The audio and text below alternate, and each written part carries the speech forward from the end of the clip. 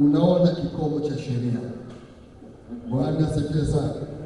Na sheria kuu iliyopo ambayo imo ndani ya neema ya Kristo ni upendo.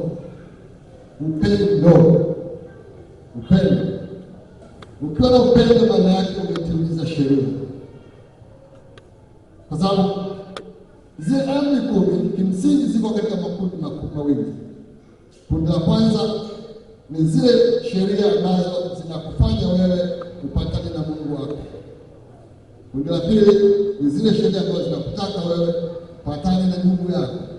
Kwa maana yeye anampenda, huwezi anza kumfanyia mabaya, huwezi kuanza kumwibia, huwezi kuanza kuzini naye, huwezi kuanza kufanya lolote ambalo ni baya. Bwana Yesu asifiwe. Lakini pia yeye ambaye anampenda Mungu, maana yake hawezi kuabudu miungu mingine. Mungu anabaki kuinuliwa. Bwana Yesu asifiwe. Sema amen.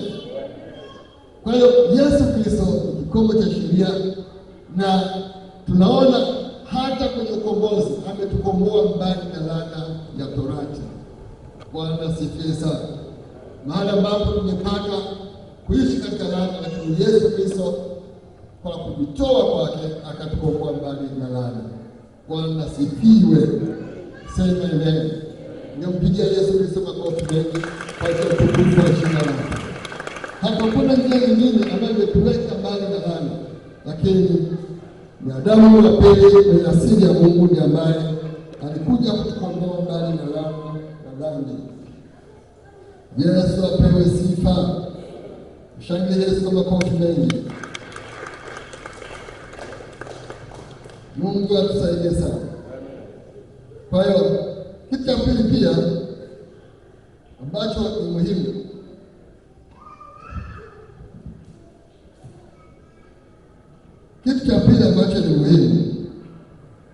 tunajifunza kwamba sheria ilikuwa na mapungufu kwa maana Torati kwa kushinda kulisha usiku wa kiroho na nguvu za uadilifu katika waaminio.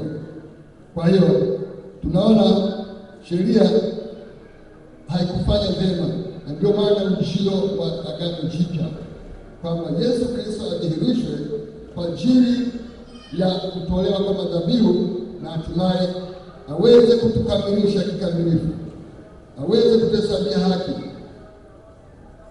laana na dhambi viweze kuondoka juu yetu. Sema amen. Sema amina. Na agano na Torati hasa ililetwa ili kutuelekeza kwa Kristo, ili tuweze kuhesabiwa haki kwa njia ya imani. Agano kazi yake kubwa, agano la kale kazi yake kubwa ndio Torati. Umuhimu wake ni kutuelekeza kwa Kristo, ni kututoa kuishi kwa sheria na kutupeleka mahali ambapo tunahesabiwa haki, si kwa sheria bali kwa kumwamini Yesu Kristo. Bwana Yesu asifiwe. Kwa hiyo agano la kale ni kivuli cha agano jipya, na lengo lake kubwa ni kutupeleka kwa Kristo Yesu. Mpigie Yesu makofi mengi.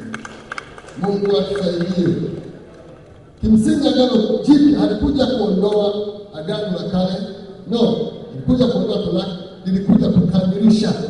Ieleweke kwamba agano la kale au Torati ilikuja kukamilisha. Ujio wa Yesu Kristo hakuja kutoa uhuru kama anavyosema kwamba Yesu Kristo kwa sababu tumehesabiwa haki basi tuweze kuendelea kwenye ulevi kwa sababu tunaishi kwa neema, ni kwa neema. Kwa hiyo uendelee kuzini, ulikuwa usiende kuzini, ulikuwa unaenda kuiba, ulikuwa unaenda kuabudu sanamu, unaenda kuabudu sanamu, utaambiwa ndio kutamka. No, neema tulipokea ya Kristo haina maana hiyo. Neema tulipokea ya Kristo ni pale ambapo tulikuwa tunaishi kwa sheria, sasa tunaishi kwa sheria. Yesu Kristo alitolewa kwa ajili yetu, na kwa kumwamini Yesu Kristo na kuendelea kumwamini Yesu Kristo na kuishia maisha kwa Yesu Kristo, maana yake tunakuwa mbali na laana ya dhambi. Bwana Yesu asifiwe. Lakini haina maana kwamba hii neema tulipata ndani ya Kristo imekuja kufungulia mlango yeye alikuwa mwizi aendelee kuiba, alikuwa mlevi alikuwa mlevi, alikuwa jambazi alikuwa jambazi. No, la hasha, la hasha. Ifike mahali kuamini na ufunguke kupitia maandiko haya, mafundisho haya, ili uwe mbali na kupotea. Mafundisho mengi hapa yanaendelea, tunasema bado tunataka kufundisha kwamba watu wajue kwamba dhambi si tatizo. Dhambi si tatizo. Sema unaogopa kulewa. Kwani utashinda kwenda mbinguni kwa ajili ya kulewa? Kunywa kama unakunywa kwa kiwango unachoweza. Kama unaweza zidi kwa kiwango unachoweza. Ni mafundisho potofu, hiyo ni kasi. Ni mafundisho yanayokinzana na kweli ya Mungu.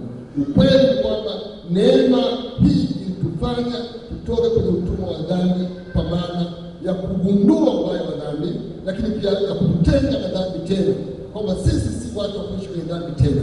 Bwana Yesu asifiwe. Yesu Kristo alitukomboa kutoka kwenye dhambi ya dhambi, na kwa maana hiyo badala ya kwenda na mila ya kwenda kuwa na shauku ya dhambi, kwenda kuishi kama tuna dhambi, hatuna nafasi hiyo tena. Yesu Kristo alituweka huru bali na mila ya dhambi. Bwana Yesu asifiwe. Kwa hiyo tunahitaji kwenda kumwishia Yesu Kristo ili tuishi maisha matakatifu, maisha yanayompendeza Mungu, si vinginevyo. Tudumu katika imani, tudumu katika kumwishia Yesu Kristo, tudumu katika tumaini hilo ili tuishi maisha yanayompendeza Mungu, si vinginevyo. Pigie Bwana makofi mengi. Kwa mtu yeyote asikudanganye kwa mafundisho na akili zake za binadamu tu. Mungu akusaidie kwa mafundisho haya uweze kuwa na ufahamu uliokamilika wa kujua kwamba neema si kuendelea kuishi kwenye dhambi. Neema ni kuondolewa kwenye laana ya dhambi, na kwa maana kuanza kuishi maisha yanayompendeza Mungu, maisha yasiyo na laana. Maana dhambi inatufarakanisha sisi na Mungu, dhambi inatutenga na uwepo wa Mungu. Sasa lazima ujiulize, kama nilikuwa mlevi na hamasishwa kwamba niingie kulewa, sasa wokovu wangu uko wapi? Uko wapi? Ninaendelea kwa maisha ya ulevi, nimechoka, ninahangaika sana, nimechelewa sana, nimeumizwa sana. Sasa unaponiambia kwamba ulewa si tatizo, kwamba Yesu Kristo alikuja kama kwa neema, kwa dhambi tumeondoa kwa neema, dhambi si tatizo tena, sasa niendelee kuishi maisha ya ulevi ambayo yananitesa? Rahasha. Kama tuliishi katika kuifia dhambi, iweje tuendelee kuishi katika dhambi? Si mpango wa Mungu tuendelee kuishi katika dhambi. Tunahitaji kuishi maisha yasiyo na dhambi, kwa maana Yesu Kristo aliondoa laana ya dhambi juu yetu. Amen. Pigie Yesu makofi. Bwana asifiwe. Mungu atusaidie. Iko nguvu ndani yetu kufanya ushindi dhambi. Unapombeba Kristo ndani mwako, mbeba Mungu mwenye nguvu, mwenye uwezo wote. Na kilichozaliwa na Mungu hushinda ulimwengu. Tumezaliwa na Mungu kwa neno lake la kweli. Ndivyo maandiko yanasema. Kwa nafasi yetu na kushinda dhambi, na kushinda ulimwengu. Sifike mahali mtu ajipeleka tu kwa kuamini kwamba hasa mimi nitaweza wapi? Nitawezaje? No! Angalia, ipo nguvu ambayo inaweza kumshinda shetani. Na uamini pia kwamba wewe ni mtoto wa Mungu, umezaliwa na Mungu. Na kilichozaliwa na Mungu hushinda ulimwengu. Mungu atusaidie. Mungu atusaidie sana. Ukisoma Yakobo 1:18 inaeleza jinsi Mungu kwa kupenda kwake mwenyewe alituzaa kwa neno lake la kweli. Sisi ni watoto wake. Bwana asifiwe. Sasa mtoto wa Mungu huwezi kuishi maisha ya kuendelea na dhambi. Hapana. Kisha wewe Mungu ushinda ulimwengu. Na wewe ni mshindi kwa maana umezaliwa na Mungu. Anza kutembea kwa kuamini kwamba wewe ni mshindi na zaidi ya washindi. Yesu asifiwe. Hadi kapiga makofi mengi kwa ajili ya Bwana. Sema amen. Mungu atusaidie sana. Kwa namba moja ya kazi ambayo alikamilisha Yesu Kristo pale msalabani ni kule kukidhi, kutosheleza, kuondoa ile hasira ya Mungu kwa ajili ya dhambi zetu. Lakini namba mbili ni ukombozi. Ukombozi. Tumeokolewa mbali na laana ya dhambi, laana ya torati. Kwa sisi si watumwa tena, sisi laana haiko juu yetu tena, bali tumekuwa huru kwa kuamini Yesu Kristo kwa Bwana na Mwokozi wa maisha yetu. Yesu asifiwe sana. Sema amen. Na ikupe kujua kwamba ukombozi wetu, wakati mwingine tunajisahau. Kila ambacho hakina umekipata kule mara nyingi unakiona kama hakina thamani maishani mwako. Lakini ukweli kwa habari ya wokovu ni neema, ni zawadi ya Mungu. Lakini hii zawadi haikutolewa bure. Mungu alitoa, Yesu Kristo alitoa kitu cha thamani kwa ajili yetu. Kwa ile thamani ya Kristo ndio thamani ya ukombozi wetu. Bwana Yesu asifiwe. Kwa usifiki mahali ukasema kwani kuokoka ni nini? Kwa sababu tu unaamini kwa kumkiri Kristo na kuamini moyoni, na hakuna mapesa ile ambayo kwamba ulipe, hakuna dhahabu ile ambayo utoe, hapo unaanza kuenda kama ni kitu cha kawaida, unaanza kumisi, unaanza kutumia vibaya hiyo vazi kupewa ile upewa. Rafiki, Mungu akupendelea kuamini kwamba ulipatikana kwa gharama ya damu ya mwana wa Mungu ambaye ni Yesu Kristo. Bali nasema mwana wake wa pekee Yesu Kristo. Mungu akakubali kumtoa, alikuwa ni Mungu, alikuwa kwa Mungu, yuna utakatifu wote, lakini akakubali kushuka na kunyenyekea mpaka kifo cha msalaba. Leo upatikane wewe, upatikane mimi. Anasema kwa kupigwa kwake tumepona. We are healed, tumepona. Mbali mateso yote, mbali laana zote, mbali unevu wote wa Bwana Yesu asifiwe. Kwa hatukupatikana kwa fedha wala dhahabu, tulipatikana kwa damu ya mwana kondoo wa Mungu ambaye ni Yesu Kristo. Na unapotaja Yesu Kristo unatazama msalaba wake. Halafu unaanza kuona upendo wa Mungu katika maisha yako. Uanze kuona kwamba Mungu alikupenda upeo. Hatukuwa na sifa zote za kupenda Mungu, kwa maana tulikuwa wote tumemwasi Mungu, tumetenda dhambi, tumefarakana naye. Lakini kwa upendo wake, maana Mungu ni pendo, akakubali kutupenda kama tulivyo. Bwana Yesu asifiwe. Na kwa neema tukampokea huyu Yesu Kristo, akaumbika ndani yetu, akawa Bwana mwokozi wa maisha yetu. Bwana Yesu asifiwe. Kwa hiyo tunajifunza pia juu ya upendo wa Mungu juu ya maisha yetu.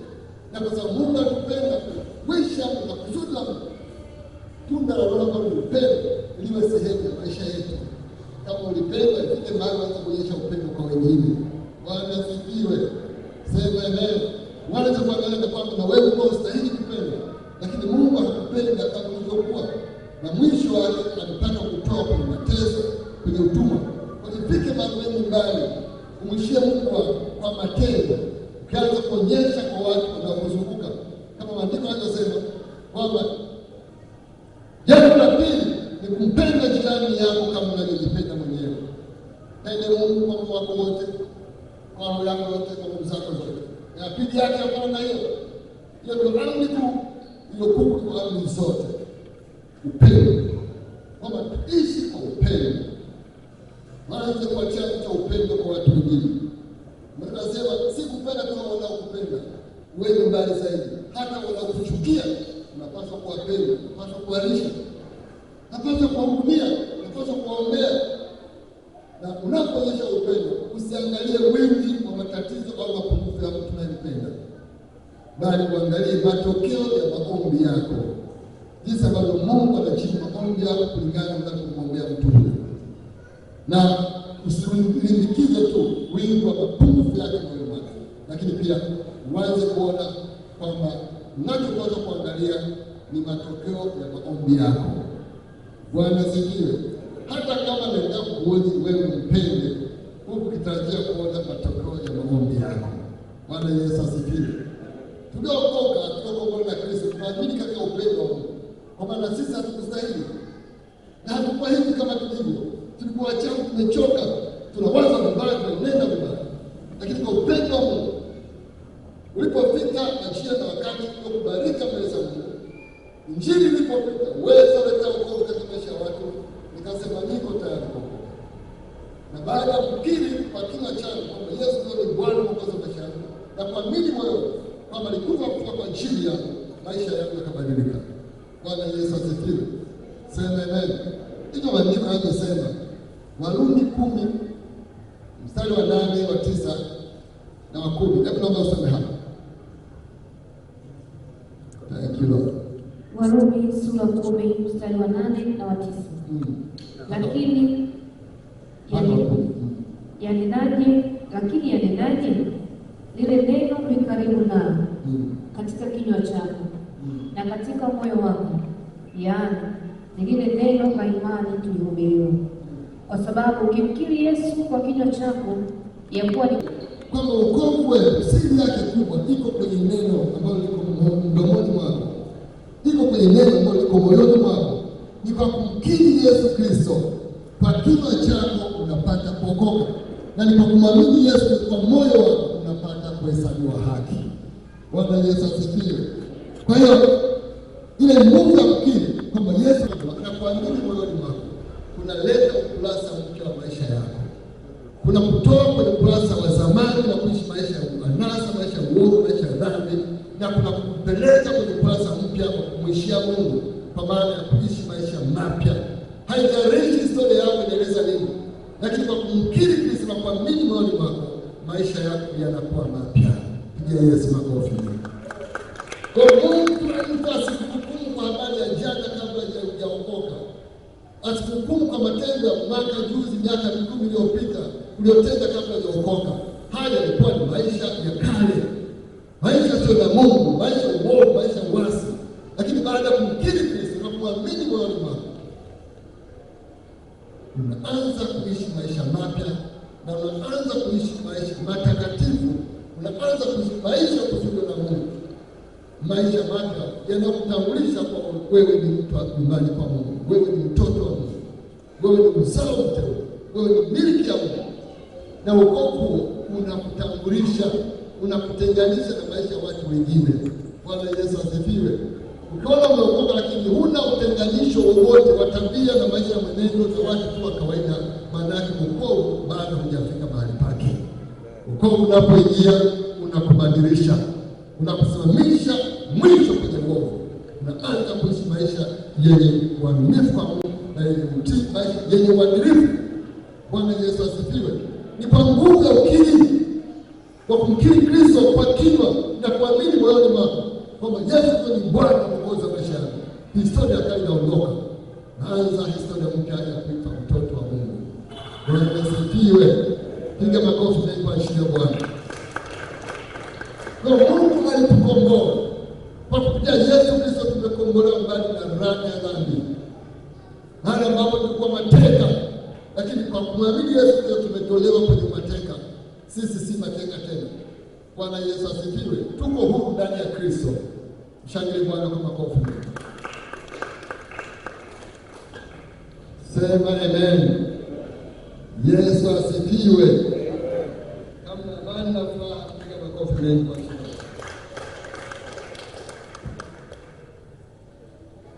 Thank you, Lord. Thank you, Holy Spirit. Na ni mwanzo huu ambao kimsingi baada ya kumkiri Kristo na kumwamini moyoni, unaanza kuhesabiwa kuwa mwana katika familia ya Mungu. Yohana 1:3 naomba usome hapo. Yohana 1:12 sio 1:12 naomba usome hapo. Yohana sura ya kwanza mstari wa 12. Bali wote waliopokea aliwapa uwezo wa kufanyika watoto wa Mungu, ndio wale waliaminio jina lake. Bali wote waliopokea aliwapa uwezo wa kuwa wana. Rafiki, umepewa uwezo kwa kumpokea Yesu Kristo kuwa mwana wa Mungu. Kwa kumpokea Yesu umekaribishwa kwenye familia ya kiungu. Wewe si mtu wa kawaida tena, na uamini hivyo kwamba wewe si mtu wa kawaida tena. Wewe ni mwana katika familia ya wana wa Mungu. Bwana Yesu asifiwe. Wale wote waliopokea Yesu Kristo aliwapa uwezo wa kufanyika kuwa wana wa Mungu, na ndivyo ulivyo. Mtu akisema wewe ni mwana wa Mungu, hayuko anaigiza. Wewe ni mwana wa Mungu kweli kweli, na unaamini kwamba Mungu alikuzaa kwa neno lake la kweli na kwa kupenda kwake mwenyewe. Bwana Yesu asifiwe. Mpige Yesu makofi. Ni kwa nguvu ya msalaba tumepata kuendelea kwenye familia za watu watambikaji, familia za watu wasiomjua Mungu, familia za watu ambao walimwishia shetani kwa maana kuishi katika maisha ya hampendezi Mungu, waliishi maisha kumtenga na Mungu. Lakini kwa kumwamini Yesu Kristo tumehamishwa. Rafiki, nasema umehamishwa katika jina la Yesu, kutoka kwenye ufalme wa giza na kuingiza kwenye ufalme wa mwana pendo lake ambaye ni Yesu Kristo. Hakuna utumwa juu yako tena, sema amen. Hakuna laana juu yako tena, sema amen. Hakuna kuonewa tena, sema amen. Ni kweli zamani zile tulionewa kwa sababu hatukuwa na Mungu ndani mwetu, lakini sasa si wa kuonewa tena kwa sababu tuna Mungu mwenye nguvu ndani mwetu. Tunapaswa kuishi kwa kuamini hivyo kwamba tuliye ndani mkuu kuliko yeye aliye nje. Tunaye mfalme wa falme, Yesu Kristo, aliye mwanzo aliye mwisho. Yeye ni Alfa, yeye ni Omega. Alimaliza yote pale msalabani, akasema imekwisha. Bwana asifiwe sana. Akasema mamlaka mbinguni na duniani. Yesu Kristo ni Mungu mwenye mamlaka yote. Bwana asifiwe. Huna sababu ya kuhofu juu ya mamlaka yake. Anayo mamlaka yote mbinguni na duniani. Kwa kama kuna falme za mamlaka zozote zile katika ulimwengu, rafiki, yeye mwenye mamlaka yote ni Yesu Kristo. Na kumwamini Yesu Kristo kumepewa mamlaka iliyo kuu. Na tupasa kutembea katika mamlaka hiyo. Usikubali kuishi maisha kuondolewa. No, yeye mwenye mamlaka anatembea kwa mamlaka. Bwana asifiwe. Nikatiza ukatiza anatumia mamlaka aliyonayo. Kwa sababu naamini katika nguvu ya mamlaka ya Kristo. Mungu atusaidie sana. Wakati mwingine tunatembea chini ya kiwango. Laiti Mungu alitusaidia tukapata kuona ile ubora wa mamlaka na nguvu ya Mungu iliyo ndani yetu.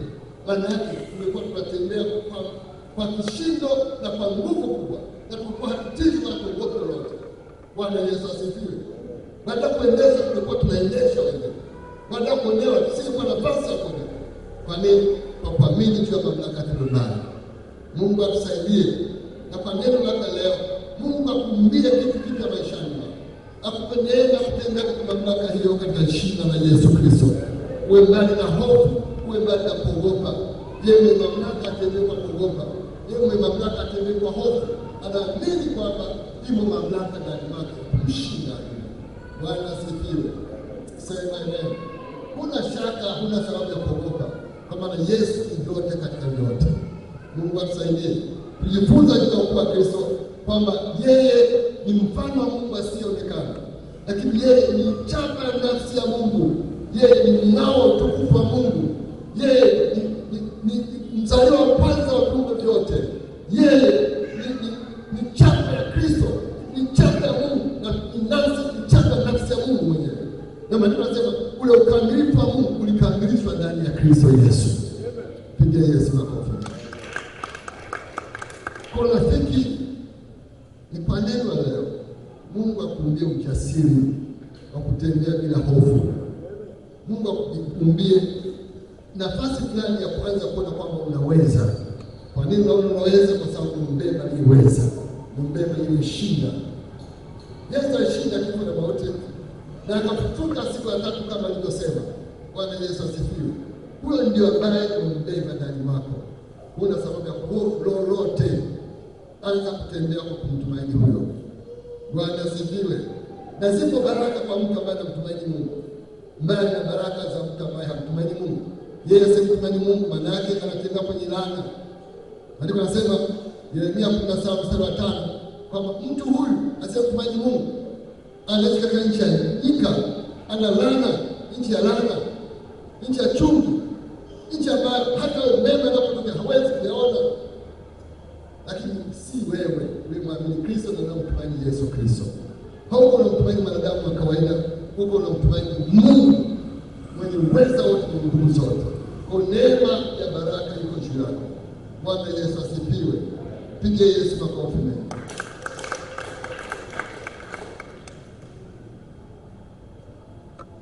Mungu atusaidie sana. Waefeso 1:7. Waefeso 1:7. Naomba usome hapa. Waefeso sura kwanza na mstari wa 7. Katika yeye huyo kwa damu yake tunao ukombozi wetu, masamaha ya dhambi, sawasawa na wingi wa neema yake. Ni vema moyo wako waamini hivyo, kama nafasi yako utakushinda dhambi, kama tunayo masamaha ya dhambi zetu kwa Kristo Yesu tuliyemwamini. Bwana Yesu asifiwe. Sema amen. Ametuondoa kwenye uonevu wa dhambi. We are healed. Isaya 53 ndio maandiko yanasema kwamba kwa kupigwa kwake sisi tumepona. Bwana asifiwe. Kila eneo la maisha yako umepona. Moyo wako umepona, roho yako umepona, maisha yako yamepona. Kwa nini? Kwa kupigwa kwake sisi tumefanya nini? Tumepona. Mungu atusaidie sana. Sema amen. Piga makofi mengi kwa ajili ya Bwana. Unaamini kuwa umepona kwa kazi ya msalaba pale kanisa. Wakati mwingine tunadhani kama wokovu tuko nao ni rahisi tu. Hapana, si rahisi tu.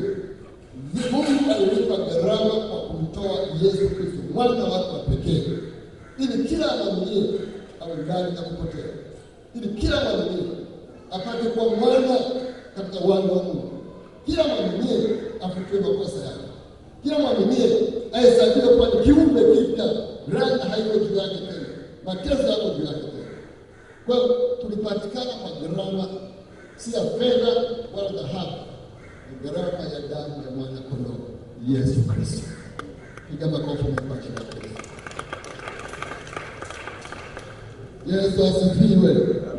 Mungu atusaidie sana ili fike mahali tena kwenye kiwango hicho cha kuamini kwamba tumekombolewa kwa damu ya thamani, na kwa damu hiyo ina hasira ya Mungu mpaka kuondoka kwa jinsi ya kumwamini Kristo au Bwana Mwokozi wa maisha yetu. Sasa fundisho katika hili ni kujitenga na dhambi, kuendelea kumwishia Yesu Kristo. Aina ya kwenda unarudi nyuma, aina ya kwenda tunasimama ni kama huna dini unakwenda, si mpango wa Mungu. Mungu anahitaji wewe kuamini kwamba kwa nguvu ya msalaba Yesu Kristo kutolewa kwake iliondoa hasira ya Mungu juu ya dhambi zako, na kwa maana hiyo muishie Mungu, muishie Yesu Kristo. Endelea kuishi katika maisha matakatifu na kujitenga na uovu wote, tukijua kwamba dhambi ni uasi na dhambi inatufarakanisha na Mungu wetu. Yesu asifiwe. Mungu atusaidie mchana leo ili kwamba ukapata kuendelea sana, ukapata kuendelea kusimama katika kweli ya Mungu na kwenda kumwamini Yesu Kristo aliye Bwana na Mwokozi wa maisha yako. Piga makofi kwa kushika Bwana. Yesu apewe sifa. Mungu atusaidie sana. Na tusoma Yohana moja, Yohana wa kwanza sura ya 2 mstari wa 2. Yohana wa kwanza sura ya 2 mstari wa 2. Nasoma hapa. Yohana wa kwanza sura ya 2 mstari wa 2. Sura ya 2 na mstari wa 2. Naye ndiye kipatanisho kwa dhambi zetu, wala si kwa dhambi zetu tu, bali na kwa dhambi za ulimwengu wote. Huyu Yesu Kristo ndiye kipatanishi chetu na Mungu wetu kwa dhambi zetu. Na Biblia inasema kwamba sisi tu, bali kwa ulimwengu wote. Bwana asifiwe sana. Yesu Kristo alitolewa kwa ajili ya ukombozi wa wanadamu wote. Lakini ni pale unapopokea neema ya kumwamini Yesu Kristo kwa Bwana Mwokozi wa maisha yako, kwa upatanisho unaumbika ndani mwako. Badala ya kwenda kuishi maisha ya kutengwa na Mungu, unakuwa karibu na Mungu, unapatana na Mungu. Badala ya kuishi maisha ya kukata tamaa, sasa unatumaini ndani ya Kristo Yesu. Badala ya kuishi maisha ya uasi, kuishi maisha ya uasi tena unaishi maisha kama mwana katika ufalme wa Mungu. Bwana Yesu asifiwe. Mungu atusaidie sana. Sema amen. Mungu akupe neema ukaendelea kuishi katika kudumu kumwamini Yesu Kristo kwamba ni Bwana Mwokozi wa maisha yako, na uamini kwamba alilipa gharama pale msalabani. Alipa gharama kwa ajili ya makosa yako, alipa gharama kwa ajili ya uovu wako, alipa gharama kwa hasira ya Mungu uweze kuondoka na hatimaye uweze kuhesabiwa Bwana. Bwana asifiwe. Sema amen. Mungu atusaidie sana ili kwamba ufahamu wetu uweze kuamini kwamba Yesu Kristo alifanya kazi njema pale msalabani. Isingewezekana kwa gharama yoyote ile, lakini ibidi apatikane Adamu mwenye haki, mwenye asili ya Mungu apate kukamilisha mahali ambapo tusingeweza wenyewe. Kwa Yesu Kristo alitolewa kwa ajili ya kuleta upatanisho kwa Mungu wetu. Sema amen. Na maandiko yanasema hakuna njia nyingine kupasia mtu kuokolewa, ni Yesu Kristo pekee. Ukifundishwa habari ya njia nyingine nje ya kumwamini Yesu Kristo, si kweli. Kweli umo ndani ya Yesu Kristo. Yeye ndiye ambaye alitolewa na Mungu apate kuwa kipatanishi chetu na Mungu wetu. Na ndio maana tunaendelea kuishi maisha matakatifu, kwa maana ipo gharama iliyolipwa na mtakatifu Yesu Kristo. Yesu asifiwe. Kwa hiyo hapa tunajifunza jinsi ambavyo kulikuwa na hasira ya Mungu kwa Kwa Yesu Kristo alitolewa, na kwa kutolewa kwake ile asili ya Mungu haiko juu yako tena, kwa maana umemwamini Yesu Kristo kwa Bwana na Mwokozi wa maisha yako. Mungu atusaidie. Kitu cha pili ni redemption, kwa maana ya ukombozi. Kwa maana ya ukombozi. Galatia 3:13. Galatia 3:13. Galatia sura 3 na mstari wa 13. Kristo alitukomboa katika laana ya torati, kwa kuwa alifanywa laana kwa ajili yetu. Maana imeandikwa, amelaaniwa kila mtu angikwaye juu ya mti. Amen. Mungu atusaidie sana. Tunajifunza kwa jinsi kwamba Yesu Kristo alitukomboa kutoka kwenye laana ya torati, kwamba yeye aliyeangikwa msalabani, maana yake katika taratibu za Kiyahudi ni laana. Bwana Yesu asifiwe. Na Yesu Kristo aliangikwa pale msalabani, kwa kuangikwa kwake tumewekwa mbali na laana. Kwa hiyo alitukomboa mbali na laana. Penye chukizo mbele za Mungu, penye uasi mbele za Mungu, kunaambatana laana. Bwana Yesu asifiwe. Lakini Yesu Kristo aliangikwa pale msalabani ili kuondoa kwenye laana iliyokuwepo, na hakuna laana tena kwake yeye aliyemwamini Kristo kwa Bwana na Mwokozi wa maisha yake. Hakuna laana tena. Sema amen. Kwa wewe ulimwamini Kristo, mimi nimwamini Yesu Kristo, hakuna lugha nyingine ya yeye aliyemwamini Kristo na yuko hai ndani mwake ni Bwana na Mwokozi wa maisha yake kumwaminisha kwamba kuna laana juu ya maisha yake. Maandiko yanasema kwa kumwamini Yesu Kristo tumeondolewa kwenye laana ya torati. Sema amen. Kwa maana aliandikwa, na kwa chini ya kuondoka kwake tumekuwa mbali na laana. Yesu asifiwe. Kwa mtu asikufungie kwenye mabano fulani kiasi kwamba umeokoka au aanza kutembea bila uhuru na kuamini kwamba kuna laana iko juu yako. Ifike mahali ufunguke kupitia maandiko haya kwamba hakuna laana tena juu ya maisha ya mtoto wa Mungu aliyemwamini Kristo kwa Bwana na Mwokozi wa maisha yake. Kwa nini? Yesu Kristo alimaliza yote pale msalabani, aliangikwa kwa ajili yetu, na kwa kuangikwa kwake tumepona mbali na laana yote. Pigie Yesu makofi. Bwana Yesu asifiwe. Kwa namba mbili, kazi ambayo mkuu Yesu Kristo alifanya, alitukomboa mbali na laana ya torati. Rafiki, anza kuishi kwa kuamini kwamba uko huru ndani ya Kristo, na sehemu yako ni kubarikiwa. Hakuna kipengele cha laana juu yako. Bwana Yesu asifiwe. Inawezekana wakati mwingine unanenea maneno ya laana, unawaza kwa habari ya laana, ukivuta mambo ya nyuma huko ulikopita, ukivuta mwenendo na tabia za mababu na mababa zako ambao hakumwamini Yesu Kristo. Lakini wewe ulimwamini Yesu Kristo kwa Bwana na Mwokozi wa maisha yako. Ulikiri kwa kinywa, kwa maana kwa ukiri kwa kinywa unaokoka, lakini ukaamini moyoni, na kwa kuamini kwa unahesabiwa haki. Maandiko yanasema Yesu Kristo aliondoa laana ya torati maishani mwako. Anza kuamini na tembea kwa kuamini kwamba hakuna laana juu ya maisha yako. Wakati mwingine mtaweza kuanza kitu fulani, lakini badala ya kusimama na kumwaminia Mungu, anaanza kusema hii ni laana ya mababu zangu, hii ni laana za nani ndugu yangu upande wa babu kubwa sana. Haya ni maneno ya mtu ambaye hajamwamini Yesu Kristo. Haya ni maneno ambaye ya mtu ambaye hajui kwamba Yesu Kristo kwa kuandikwa kwake aliondoa laana ya torati na ukawa huru mbali na laana yoyote. Mungu atusaidie, akupe ufahamu mzuri wa kuelewa neno lake na kuamini kwamba there is no more curse. Hakuna laana tena. Tikiza jirani, mwambie jirani, hakuna laana tena. Amini kwamba Yesu Kristo alimaliza yote pale msalabani. Haki yako ni kubarikiwa. Tikiza mwambie, haki yako ni kubarikiwa. Pigie Yesu makofi.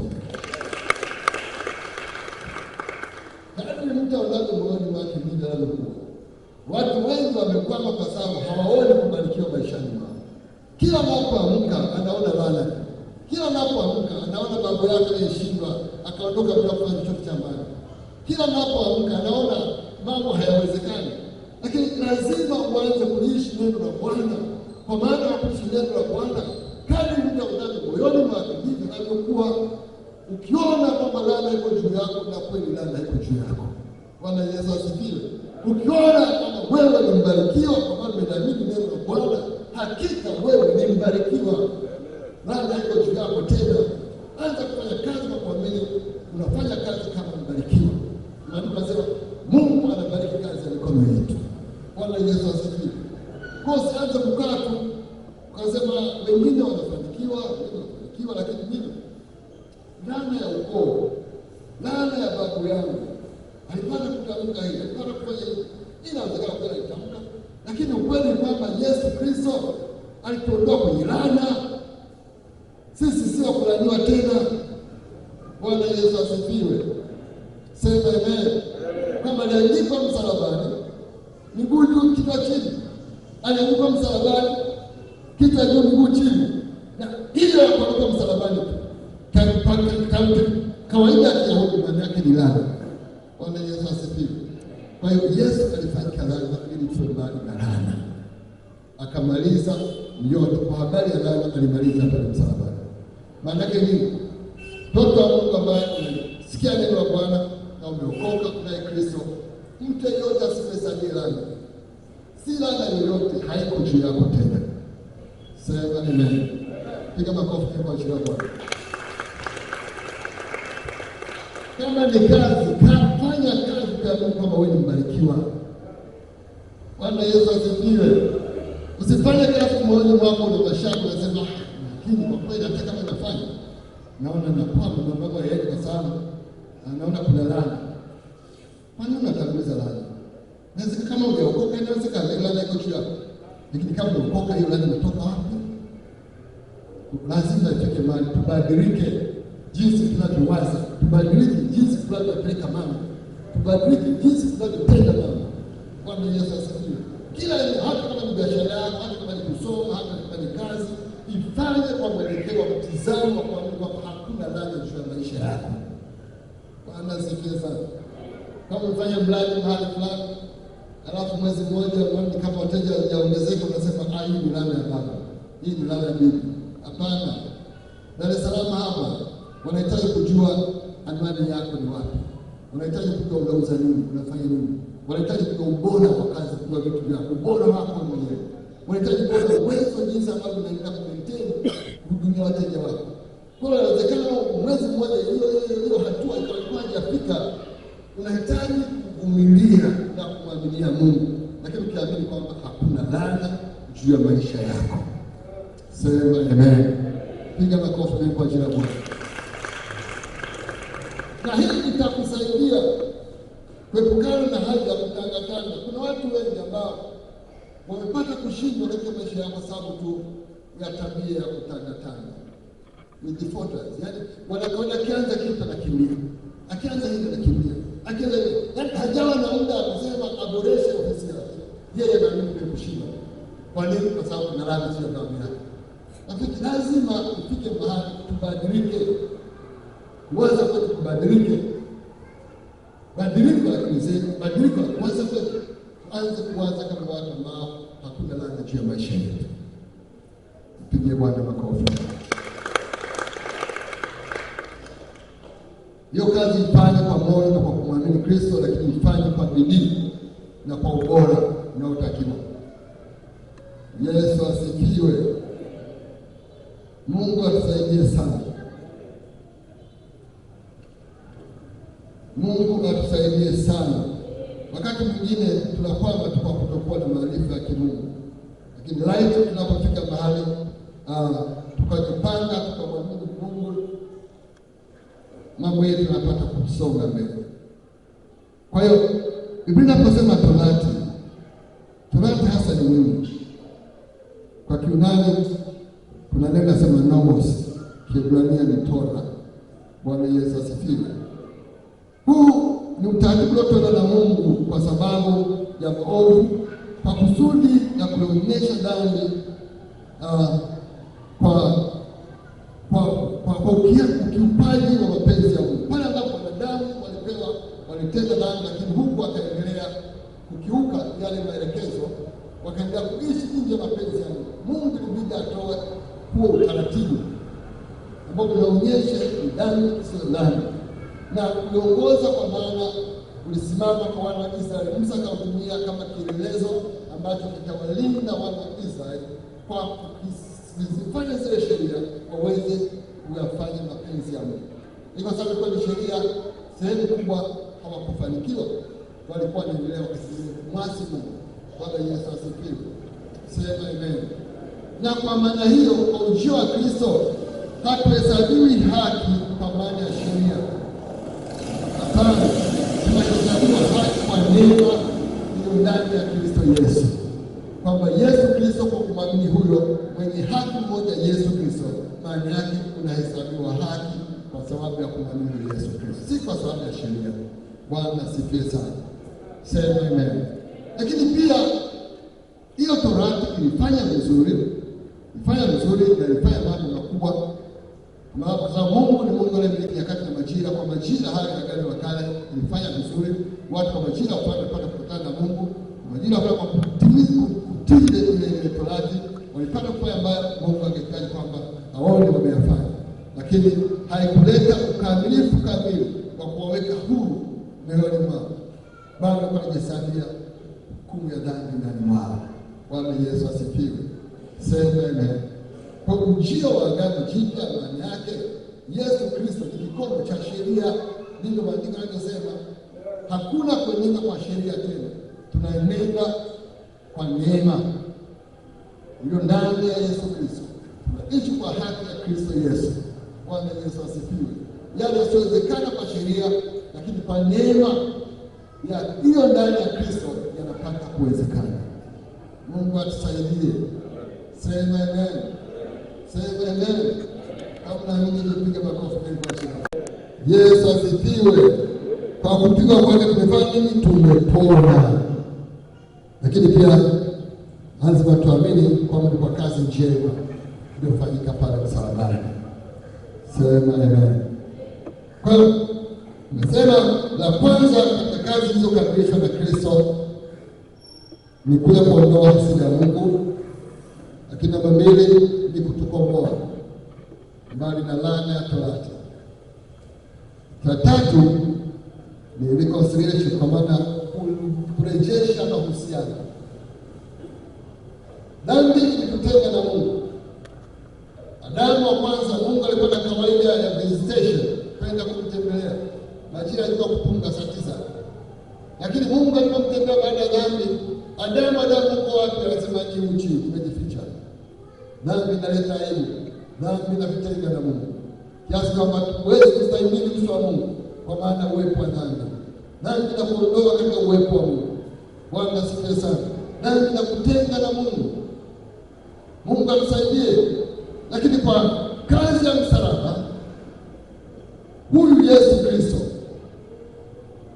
aliturejesha, alitupatanisha na Mungu wetu, alirejesha uhusiano wa wanadamu aliyekuwa mbali na Mungu, na akarejesha mahusiano ili aweze kuwa karibu na Mungu. Na hakuna njia nyingine, ilibidi atolewe Yesu Kristo mwenye haki ili tuhesabiwe haki mbele za Mungu. Bwana asifiwe. Ilibidi atolewe Yesu Kristo mwenye asili ya Mungu ili tuweze kupatana na Mungu wetu. Na hilo ndilo ambalo litufanya leo tunatembea kifua mbele kwa ujasiri. Bwana asifiwe. Kwamba kile kiambaza kilichokuwepo, kilichotutenga na Mungu wetu, cha kuingia patakatifu kilipasuka. Sema amen. Kwa hiyo kila mtoto wa Mungu amepata neema ya kuwa na mahusiano na Mungu wake. Sema amen. Sema amen. Agano la Kale walikuwa ni makuhani tu, ni walikuwa na dhamana ya kuingia patakatifu kwa maana ya kuongea na Mungu. Lakini katika Agano Jipya, Yesu Kristo kama kuhani mkuu wa Agano Jipya alipokufa na kufufuka, tunajifunza kwa kile kiambaza kilichokuwepo, ile pazia tutenga na Mungu lilipasuka, tukapata kupenya, tumepata uhuru wa kuwasiliana na Mungu wetu. Bwana Yesu asifiwe. Kwa Yesu Kristo alileta upatanisho na Mungu wetu. Ametufanya tukosane na Mungu wetu, mahali ambapo tulikuwa tumefarakana na Mungu wetu. Kwa hiyo Yesu Kristo ni mpatanishi wetu na Mungu wetu. Pigia Yesu makofi mengi. Piga makofi mengi kwa Yesu kwa Mungu. Sema amen. Yesu asifiwe. Unaweza kupiga Yesu makofi mengi. Warumi 5 naposoma hapa. Warumi 5 mstari wa 10. Warumi sura 5 na mstari wa 10. Kwa maana ikiwa tulipokuwa adui tulipatanishwa na Mungu kwa mauti ya mwana wake, zaidi sana baada ya kupatanishwa tukaokolewa katika uzima wake. Bwana Kristo tumepata kupatana naye, na hivyo tunaamini wote mpokea Kristo tumebatizwa katika mauti yake. Bwana asifiwe. Nje ya kumwamini Kristo huwezi kupatana na Mungu, lakini kwa kumwamini Yesu Kristo, maandiko yanasema Yesu Kristo alipokufa tulikufa pamoja naye, alipofufuka tulifufuka pamoja naye, tumebatizwa katika mauti yake. Bwana asifiwe. Sema amen. Sema amen. Kwa hiyo huyu Yesu Kristo ametupatanisha na Mungu wetu. Sasa hakuna kiambaza tena, kwa maana Yesu Kristo alimaliza yote. Bwana asifiwe. Sema amen. Ndio maana rafiki, huwezi kujiona mdogo mbele za Mungu. Wewe ni mwana kwa Mungu wako. Unachopaswa kuamini ni kuamini kwamba pazia na lilokuzuia kutenga na Mungu lilipasuka. Kwa hiyo una haki ya kupeleka haja na mahitaji yako kwa Mungu wako. Sema amen. Una haki ya kuingia katika uwepo wake, kupeleka haja na mahitaji na kupokea ahadi zako kwa Mungu wako. Bwana asifiwe sana. Si ilivyokuwa katika Agano la Kale. Agano la Kale kwa kuhani peke yake ndiye angeweza kuwakilisha mambo yako wewe. Kuhani peke yake ndiye anaruhusiwa kuingia patakatifu. Lakini katika Agano hili jipya, kwa nguvu ya msalaba tumepata haki ya kupatana na Mungu wetu. Kwa kumwamini Yesu Kristo aliye Bwana Mwokozi wa maisha yetu. Hakuna ukuta tena, hakuna kiambaza tena. Piga makofi kwa ajili ya Bwana. Sema amen. Bwana asifiwe. Mpige Yesu makofi mengi. Thank you Holy Spirit. Kwa Yesu Kristo ni mpatanishi wetu na Mungu. Yesu asifiwe. Yesu asifiwe. Amen. Wakorintho wa pili sura ya 5 mstari wa 18 mpaka 19. Wakorintho wa pili sura ya 5 mstari wa 18 mpaka 19. Naomba soma. Wakorintho wa pili sura 5 mstari wa 18. Lakini vyote pia vinatokana na Mungu, aliyetupatanisha sisi na nafsi yake kwa Kristo, naye alitupa huduma ya upatanisho. Yaani Mungu alikuwa ndani ya Kristo akiupatanisha ulimwengu na nafsi yake, asiwahesabie makosa yao, naye ametia ndani yetu neno la upatanisho. Bwana asifiwe sana. Sema amen. Kama vile ambavyo ni kusudi la Mungu kupatana na watu wake, kupatana na ulimwengu ambao uko mbali naye, ndivyo ambavyo pia ameweka hiyo huduma ya upatanisho ndani yetu. Bwana asifiwe. Kwamba tunapotembea katika ulimwengu huu na kwa jinsi ambavyo tuna ile mecha ya upatanisho ambayo Mungu alipenda mwenyewe kupatanisha kupitia nafsi ya mwanawe Yesu Kristo, ndivyo ambavyo pia ameweka huduma ya upatanisho ndani yetu. Bwana asifiwe.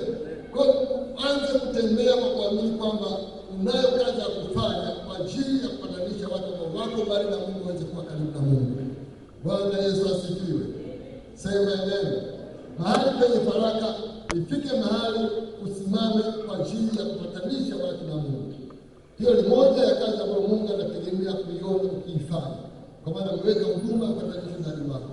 Usiogope kueleza matendo makuu ya Mungu, kueleza fadhili za Mungu kwa watu ambao wamekuwa mbali na Mungu, ili nao wapate kurejea Mungu wao, wamwamini Mungu wao, baada ya kuwa mbali na Mungu wao, karibu na Mungu wao. Lakini kwa jinsi ambavyo tunasimama kwa zamu katika huduma ya upatanisho, Yesu asifiwe. Mpigie Yesu makofi mengi. Katika hili ni kila mtoto wa Mungu aanze kujiangalia na kuona jinsi ambavyo anasimama kwenye nafasi yake kama mpatanishi wa watu na Mungu. Jinsi gani ambavyo tunapata kwa suluhu hali kwenye faraja, kwenye matatizo, ili kwamba pia uguse moyo wa Mungu. Bwana asifiwe. Sema amen. Sema amen. Kwa nini kwa maandiko haya Mungu anaweka huduma ndani mwetu ili iweze kufanya kazi, tupate kusimama kwa zamu, kuhakikisha kwamba watu ambao wako mbali na Mungu wanaweza kuwa karibu na Mungu, watu ambao wametengwa na Mungu wanaweza kuwa karibu na Mungu. Kwa jinsi tunasimama kama watu tumebeba mzigo wa huduma ya upatanisho, kuhakikisha kwamba tunapatanisha watu wa ulimwengu ambao hamjui kumwacha Mungu, wanapata kumjua Mungu tena na wanapata kumrudia Mungu wao. Bwana Yesu asifiwe. Tumetoa maandikia mwanae wa imani Timotheo, asema mtu asidharau ujana wako kwa usemi, kwa kauli, kwa tabia, kwa mwenendo. Tunaweza kuimarisha huduma ya upatanisho kwa jinsi tunavyonena huko tunapoishi, huko tunapofanya kazi, kwa watu tunakutana nao. Tunaweza tukafanya kupata na Mungu kwa tabia zetu, wakakutuangalia wakaona matendo mema ndani mwetu, wakajifunza kwetu na wakatamani maisha tunayoishi, na wakaweza kutoka kwenye uasi na wakamwamini Mungu, weza kutoka kwenye dunia wakamwamini Mungu.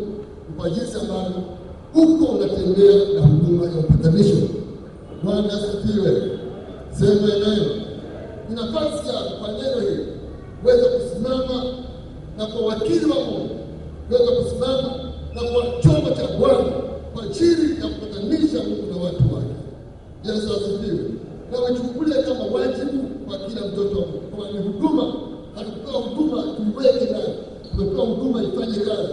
Hii huduma upatanisho. Sasa tunaenda kushuhudia, sasa niko tayari kwa maana mmoja huduma ambayo Mungu ameweka ndani mwako. Yesu asifiwe sana. Sasa kuna mahali ambapo kuna vurugu, kuna faraka, ikupe nafasi pia ya kuona kwamba ni sehemu ya uweze kupatanisha watu waweze kupatana na Mungu wao. Pigie Bwana makofi mengi. Kwa Mungu akusaidie kwa neno lake leo, uanze kuinuka na kutembea kwa kuenenda kwenye huduma ya upatanisho, kwa sababu Mungu ameiweka ndani mwako. Bwana asifiwe sana. Na ni kusudi la Mungu na mapenzi ya Mungu usimame kuwa patano kati ya watu na Mungu wao, ili kwamba uweze kubadilika maisha yao, umwamini Kristo, waokoke, waijue kweli, na kwa kuijua kweli watoka mbali na kupotea. Bwana asifiwe. Piga makofi kwa ajili ya Bwana. Mungu atusaidie sana. Yesu asifiwe. Nasema Mungu atusaidie sana. Lakini la msingi kubwa, tukaangalia Wakolosai sura ya kwanza mstari wa 20.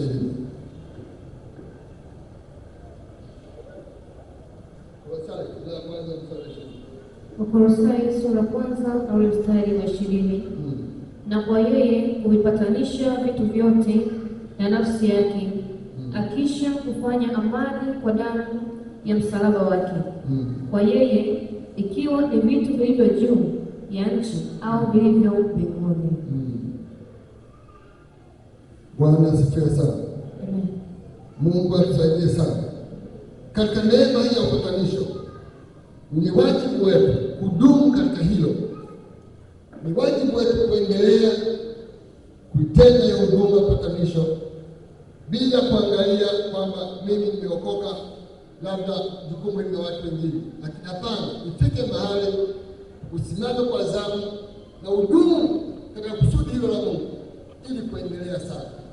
Na matokeo yake utafanya kazi njema ambayo inagusa moyo wa Mungu. Bwana Yesu asifiwe. Sema amen.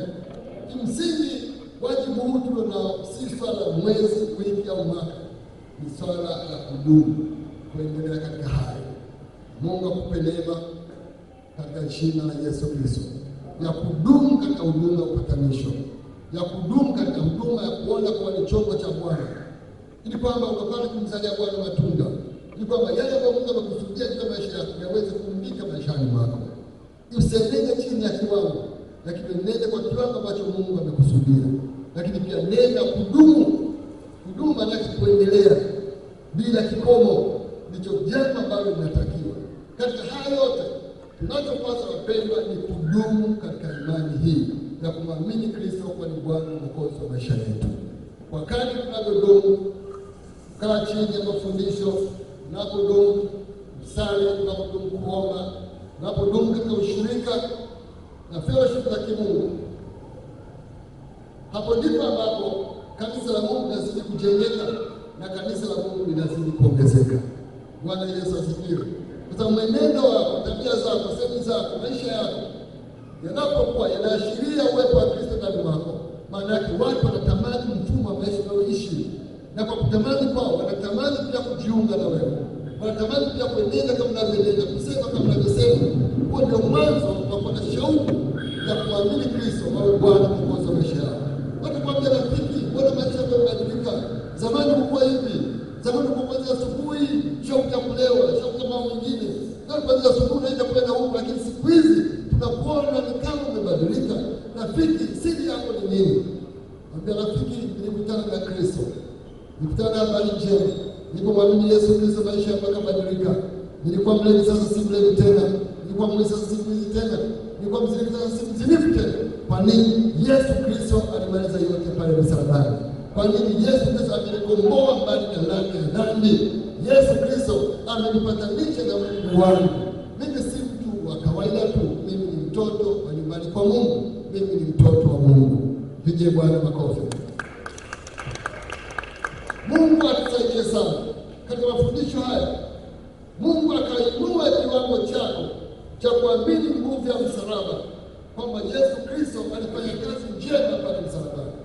Palikuwa na hasira kwa maana makosa tunayofanya, palikuwa na hasira kwa maana wingi wa uovu tunayofanya, lakini Yesu Kristo akatolewa ili kuondoa ile hasira iliyokuwepo kwa Mungu. Na kwa kumpokea Yesu Kristo tumekuwa mbali na hasira ya Mungu, kwa maana dhambi haiko ndani mwetu tena. Kwa kumwamini Kristo kwa Bwana na Mwokozi wa maisha yetu, ametusamehe dhambi zote, ametuondoa kwenye laana ya Torati, ametuondoa kwenye vifungo vya ibilisi. Bwana Yesu asifiwe.